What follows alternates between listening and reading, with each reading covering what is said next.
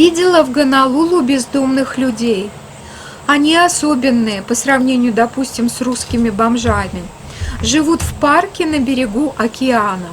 Так как не особо холодно и не особо жарко, то можно и без дома обойтись в таком климате. Никто их не гоняет, все законно. Это люди, потерявшие жилье, жившие до этого в Калифорнии, одном из самых дорогостоящих для проживания штате. Власти Калифорнии оплатили им самолет на Гавайи в один конец. Вот они и бомжуют на Гавайях. Это, друзья, нам рассказал экскурсовод. Чтобы посмотреть весь остров Оаху, мы поехали на 4-часовую экскурсию вокруг всего острова по отличной дороге. С одной стороны океан, с другой горы. Все сказочно красиво. Горы высокие. На других островах есть действующие вулканы. В горах много выпадает дождей, поэтому я увидела самые настоящие тропические джунгли. Но люди живут и на горах, где идут дожди каждый день, с радугами каждый день. Удивительно. То, что дожди идут каждый день, и радуги. И то, что люди живут в таких местах. А мы Петербург называем дождливым. Ха-ха-ха. Наш водитель и экскурсовод в одном лице говорил нам 4 часа без перерыва. Ой, друзья, я не знаю, как учителя говорят целый день, экскурсоводы говорят целый день. Я вот тут взялась вам очерк прочитать, и горло село уже. Так что прошу прощения, отвлекаюсь на то, чтобы попить. Наш водитель, экскурсовод в одном лице, говорил нам 4 часа без перерыва. Прямо птица-говорун какая-то. Во время остановок после осмотра окрестностей, чтобы нас зазвать назад в автобус, он трубил нам в большую ракушку, как делали в древние времена люди. Звук раковины можно услышать на расстоянии 50 миль. Ничего себе.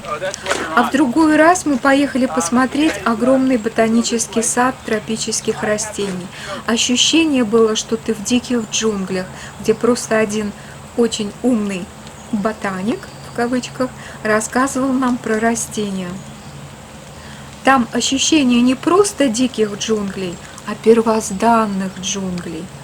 Папоротники, деревья, привычные домашние цветы, тоже деревья или кустарники. Шел самый настоящий тропический дождь. Сад находится высоко в горах. Там такие изумительной красоты виды. Все цветет, благоухает, плодоносит. Причем, например, гибискус цветет круглый год. Рай, одним словом. Вообще, природы красивее, чем на Гавайях, я до этого не видела. Это пока самое красивое место на Земле, что мне удалось увидеть. Да, тут с этой пандемией, наверное, так и будет, что ничего красивее уже и не увижу, потому что путешествий нет. Друзья, вы не подумайте, что вот нам, дескать, не повезло с погодой, и экскурсия в ботаническом саду состоялась во время дождя. Дело в том, что дождь там почти не перестает. А мой муж Ральф рассказал мне когда-то, что вот когда его родители съездили в отпуск на Гавайи и вернулись, то из самых больших впечатлений о Гавайях было то, что дождь ежедневно начинается как по часам в одно и то же время. Если я запомнила правильно, то это было полуденное время.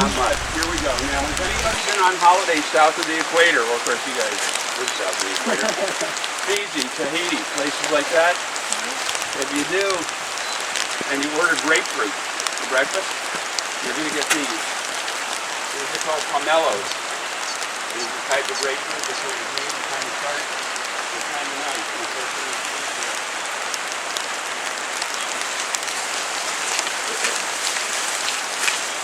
Gardenia. And you can see it looks like a gardenia, right? These are known only from Hawaii. There are 20 of these left in the wild. This isn't the wild. The ones out in the wild are in fences, and the reason is pigs. Pigs like to eat these. The wild boars, they came here with the Europeans later on. Very, very destructive, as you know, and they're everywhere. And there's a hunting season for them. Of course, in Hawaii, hunting season means whenever you feel like it, but you know. And you see them now and this did. You would take some of this native ule, strip the leaves off, and tie these together. You can see it's real flexible. Get a nice fish. Now, by the way, I should remind everybody we can't take anything out of here, right? Can't pick or take anything from here. So, native ule, very useful.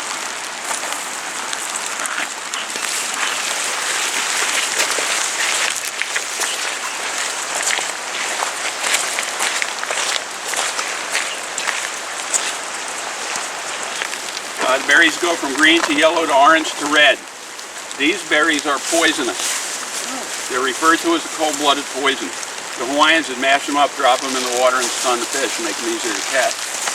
Now, you probably remember on the van coming out, I said most native plants don't have natural defenses. This one does. How come? Well, remember, a native gets here by itself, right? It may arrive with a natural defense. If it does not need it over time, it will lose it. Koa means warrior. They stand tall and strong in the forest. You identify these by the sickle-shaped leaves. Now, koa plays an important role in our history. When the Europeans got here, they recognized the value of the beautiful koa wood to the Chinese, and they wanted it for trade. But the chiefs owned the wood, right? And so the chiefs wanted something in return for the wood. Anybody know what they wanted? Think John Wayne. Guns. Weapons, very good. Because the chiefs are smart guys, you know, I got a gun, you got a club. Right? So everybody got guns. The Europeans cut down almost all the koa wood. Koa's doing okay today. It's not endangered, it's come back. So this is what it looks like, real pretty trees. So real hardwood. Line, it tends to grow real low along the land. So there's an Ilima that grows on the beach, and it's real low. It spreads out like a blanket. Now, over time, if that plant moves to a new biological area, it may change form to accommodate that area, right? This is the mountain version of Ilima. You can see it's a bush. But when you see Ilima growing on the beach, by these heart-shaped leaves, slightly serrated edges. Mamaki is a nettle. Everybody knows what nettles have, right? Stingers. Nettles have stingers? Mm-hmm. Would you like to try and find one? So there's a red one right there, actually. That's really red. A lot of those flashy hibiscus, you see the big long stamens sticking out. These are a little bit different. These might be open when we come back, we'll see. But you might get a clue that this is a native plant had I not told you. And the reason that you might get that clue is because somebody's eating this. See the holes in all the leaves? No natural defenses. Doesn't necessarily mean it's native, but you know. Here, coconuts are not native here. The reason? They are native south of the equator. In order to get here on its own, which defines native, the coconut would have to float across the equator, but it can't, because there's an ocean current on both sides that run parallel. So the coconuts are brought with the Polynesians. Any plant that came with Polynesians is called a canoe plant. Island pines, there are two different varieties, they're sometimes hard to tell apart. Are they native here? I would say no, but that would just be a guess. That would be a good guess. They were introduced in the 1790s by English sea captains. What does a sea captain want with a tree that grows tall and straight? Sail. Not quite the sail, the mast, right? The mast, yeah. Right. They're nice and straight, and so they were brought here so the sea sailors would have a ready supply of masts for their ships. Drizzle. So in that regard, we might have lucked out. Can everybody see this? Yeah. This beautiful red. This is called a sealing wax palm. Now, you know, you watch all those movies with the old English sea captains and they want to send somebody a letter and they fold up the envelope and they put some wax on it and put their stamp on it. Yeah. This is what it's made from. That's why they call this sealing wax. You just heat this up and melt it down. Pretty cool.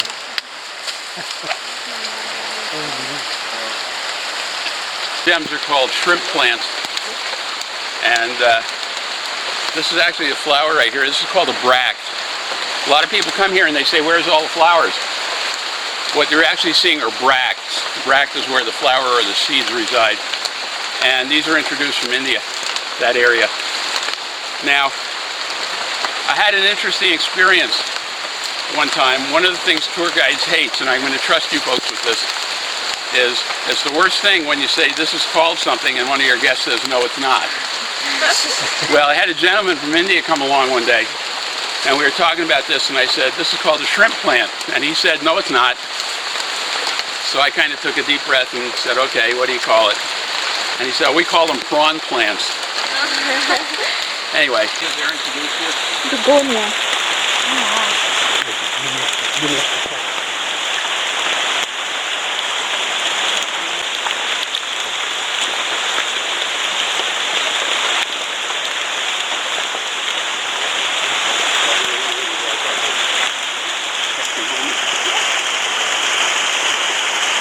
You guys okay?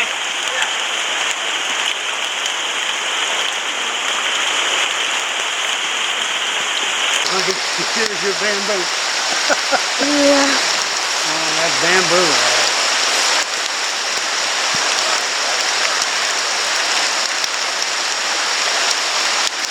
Seeds. Cacao. Right, and they harvest the seeds and they mash them up and cook them up. You can't eat those raw because they're very, very, very bitter. But the next time you have a candy bar, you'll know where they came from. Okay? Cacao? What's that? Is it called cacao? Cacao. C-A-C-A-O. I think it says that on the can. I always think.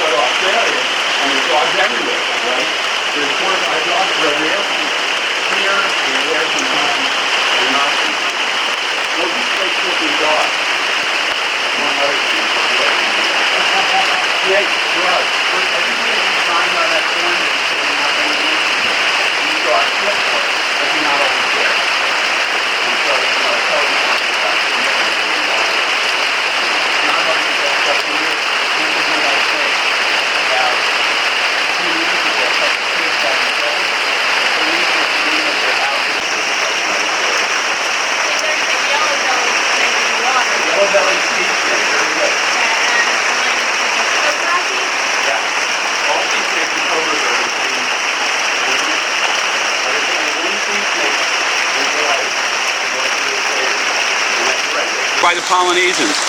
Any plant that came with the Polynesians is known as a canoe plant. Came on the canoes.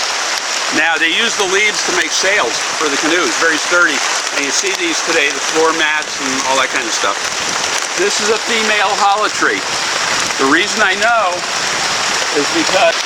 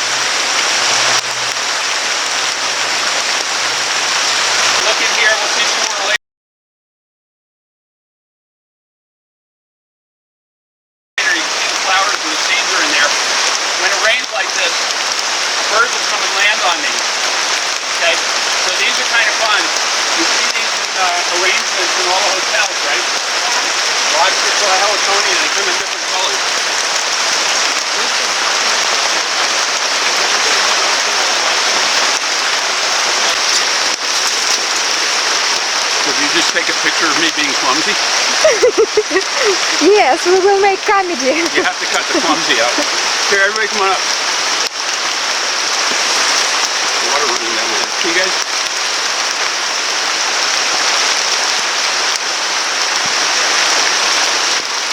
Oh, that's a big leaf. I got a hat. It's a tree fern, right? it's probably not. It's Look at not. that little evil-looking thing coming out of there. This is a tree anthurium. Anthuriums are those little red waxy things that look like the peace lilies that you see in arrangements. This is a relative. It's an anthurium that's growing on the tree, and this is the calyx. And if you look at this really closely, if you come up really closely, you can see there's like a little crosshatch pattern in here. And these little white things are the beginnings of the seed. Yeah. I call it a rat tail. But there's 20 feet a year. Pretty speedy. Now, when you look at these big trees, a lot of people start wondering, well, how old are they? They must be really old because they're really big, right? Well, generally speaking, it's hard to estimate the age of tropical trees, especially in Hawaii. And there are two reasons. Yeah? Is that No. a waterproof video? But it works, I'm surprised. Because you can't ruin the video of me, that's all you have to say. There are many different kinds of ginger that grow in Hawaii. No ginger here is native. But there is, and you can buy it in the stores. It's really nice. Doesn't help me any, but it's fine for you guys. You can always tell ginger. Ginger leaves are all the same. This is the shape of a ginger leaf. Now, they can be longer or shorter, they can be wide or narrow, but this is the shape. And this is the branch of this particular ginger, and this is called shell ginger. And you can sort of see why it's shaped a little like a shell. Looks sort of like an orchid in there. But this is a good example of what ginger does to an environment.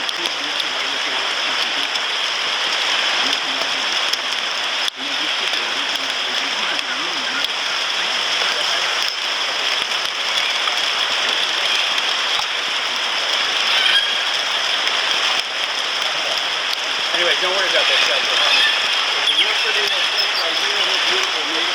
And it forms a cup which fills up with water, and plant life gets in there, bugs get in there and die and decay, and that becomes a primary food source. If you look at this, these are separate little ecosystems, and you get all sorts of stuff to live in these. We have here these little poison arrow frogs, little green and black poison arrow frogs. Some genius brought them here from Central America to eat the mosquitoes. Bunch of little makeup stuff. And the way the ferns unfurl like that, I always remind me of the alien creature from the movie. Remember everybody saw that movie? I think. But this is the way fern fronds unroll. They just open up like that. These are just, I love these. These are great. Has anybody, while you're here, drank Kona coffee? Yeah. And you know Kona coffee tastes really nice, right? Yeah. There's two ways to tell the difference between regular and Kona coffee. The taste and when you get the bill.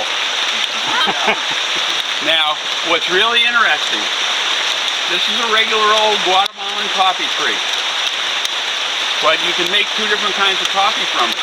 You can make regular coffee, and you can get Kona coffee from the same tree. How do they do that?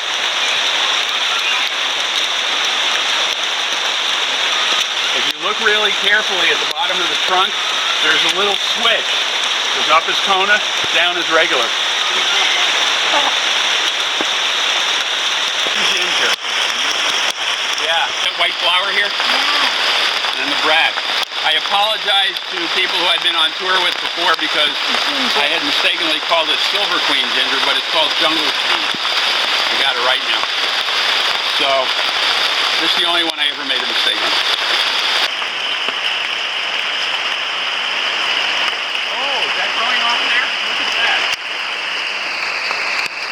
Oh, cool. I know. Hawaiian hedge apple.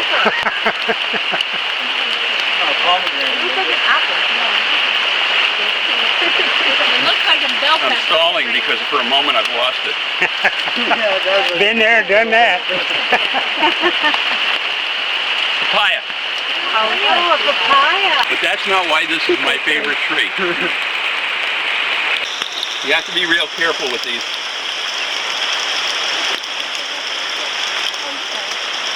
This is called the Fijian mountain apple. Fijian mountain apple. These are edible. The inside, it's kind of like moist cotton candy, if everybody knows what cotton candy is. Oh. And you can eat these Fijian.